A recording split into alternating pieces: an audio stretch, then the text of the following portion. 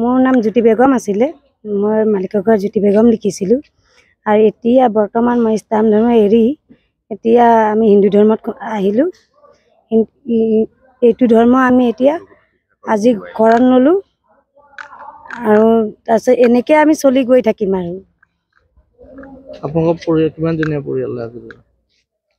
আমি মোৰ মালিক, মোৰ বৰজনা, তাৰপিছত 8জন। আমি 8জনে আমি আজি ল'লোঁ, হিন্দু ধৰ্মলৈ আহিলোঁ, শৰণ ল'লোঁ। এনেকৈ আমি চলি গৈ থাকিম। আৰু এতিয়াৰ পৰা আমি হাজৰিকা লিখোঁ। বেগমৰ পৰা আমি হাজৰিকালৈ আহিলোঁ। মোৰ নাম ৰবুল আলী আছিলে, এতিয়া ৰবুল হাজৰিকা কৰিলোঁ। গতিকে আজি মই শংকৰ সংঘৰ ৰীতি নিয়মেৰে মই আজি শৰণভাগ গ্ৰহণ কৰিলোঁ। আজিৰ পৰা মই হিন্দু ধৰ্ম গ্ৰহণ কৰিলোঁ। আগতে ইছলাম ধৰ্ম আছিলোঁ, এতিয়া আজিৰ পৰা মই হিন্দু ধৰ্ম গ্ৰহণ কৰিছোঁ। আপোনাৰ পৰিয়ালটো? মোৰ লগতে মোৰ পৰিয়াল 8জন পৰিয়াল।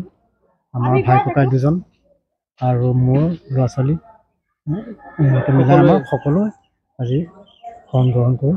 আজি শংকৰ সংঘৰ মই হেৰি হৈ আজিৰ পৰা সংগী ল'লোঁ আৰু ৰীতি নীতি নিয়মেৰে মই আজি সংঘৰ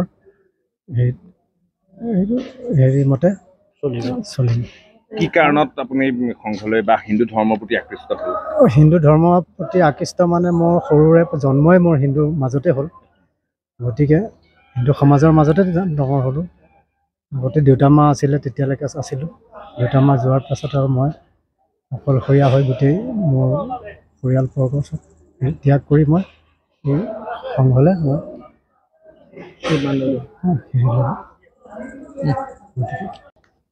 নমস্কাৰ। মই আজিৰ পৰা মই ইছলাম ধৰ্ম ত্যাগ কৰি মই শংকৰদেৱ হিন্দু ধৰ্মত মই আজিৰ পৰা গ্ৰহণ কৰিছোঁ। আৰু মই আজি শংকৰদেৱৰ ৰীতি নীতি নিয়মে মই চলিম। ভৱিষ্যতে মই হিন্দু ধৰ্ম মতে মই চলিম আৰু চলি আছিলোঁ আৰু চলিম। আপোনাৰ লগতে পৰিয়ালৰ কেইজন সদস্য? মোৰ লগতে মোৰ 8জন পৰিয়াল। 2জন এতিয়া হেৰি শৰণ লৈ ঘৰলৈ পঠিয়াই দিছিলোঁ। মানে ঘৰত কিছুমান হেৰি আছিলে, গৰু ছাগলী আছে, পঠিয়াই দিলোঁ। আমি বাকী কেইজন আছে। আপোনাৰ নামটো? মোৰ নাম ৰবুল। আগতে ৰুবুল আলী আছিলে, এতিয়া বৰ্তমান ৰুবুল হাজৰিকা হ'ল। আগতে ৰুবুল আলী আছিল। ৰুবুল আলীৰ পৰা ৰুবুল হাজৰিকালৈ এটা পৰ্যায়, কি ক'ব? ৰুবুল আলী এতিয়া মই সৰুৰে পৰা মই পিঠাগুৰি দৌলতে মই জন্ম হ'ল। পিঠাগুৰি দৌল মানে কুসুমতলা পিঠাগুৰি দৌল। মই জন্মগ্ৰহণ তাতে। মই হিন্দু সমাজতে মই ডাঙৰ দীঘল হ'লোঁ। তেনেকুৱা ইছলাম ধৰ্মৰ হেৰিৰ লগত মোৰ জড়িত নাছিলে, হিন্দু সমাজৰ লগতে জড়িত। গতিকে হিন্দু ৰীতি নীতি নিয়মতে চলি আছিলোঁ, কিন্তু শৰণ ভাগটো লোৱা নাছিলোঁ। কৃষ্ণ জয় গুৰু শংকৰ।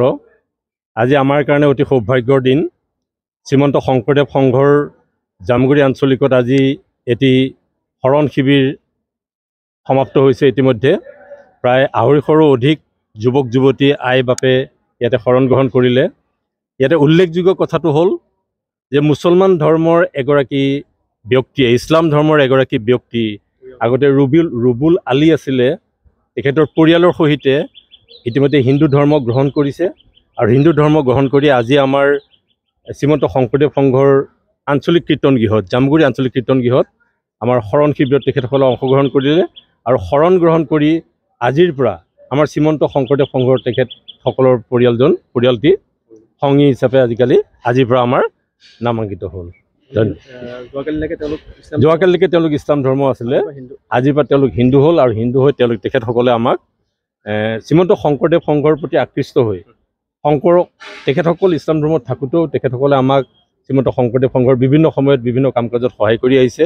আমাৰ কন্যাকাত খেৰকাটতো তেখেতসকলৰ পৰিয়াল সম্পূৰ্ণ গৈছে, যথেষ্ট কাম কৰিছে। আজি তেখেতসকলে সম্পূৰ্ণ আনুষ্ঠানিকভাৱে শৰণ গ্ৰহণ কৰি, আপোনালোকে জানে যে শ্ৰীমন্ত শংকৰদেৱ সংঘত যিজন ব্যক্তিয়ে আহিব ইয়াত সংগীপত পাব প্ৰথম তেওঁলোকে শৰণ গ্ৰহণ কৰিব লাগিব। আজি তেখেতসকলৰ পৰিয়ালটো শৰণ গ্ৰহণ কৰিলে, শৰণ গ্ৰহণ কৰি পেলাই আজিৰ পৰা আমাৰ পৰিয়ালৰ এজন সদস্য হিচাপে তেওঁলোক অন্তৰ্ভুক্ত হ'ল। পৰিচালনা কৰিব পাৰিমনে? নোৱাৰোঁ। গা পা ধুই আহি যে মোৰ এই কাইটো তোমাৰ চৰণত অৰ্পণ কৰিছোঁ, মোৰ কাইটো আবেদন দিওঁ। প্ৰাৰ্থনা মানে এখন আবেদন, দৰখাস্ত। ৰাতিপুৱা গা পা ধুই আহি প্ৰথমতে ভগৱন্তৰ ওচৰত, কৃষ্ণৰ ওচৰত এখন আবেদন দিব লাগে, কৰিব লাগে। এইটোৱে হ'ল প্ৰাৰ্থনা। প্ৰাৰ্থনা মানে আবেদন জনাব লাগে। অলপ আগতে ক'লোঁ আমি 3টা তাপত তাপিত বুলি ক'লোঁ, তাৰ ইফালে নাহিলোঁ। তাত 3টা কি?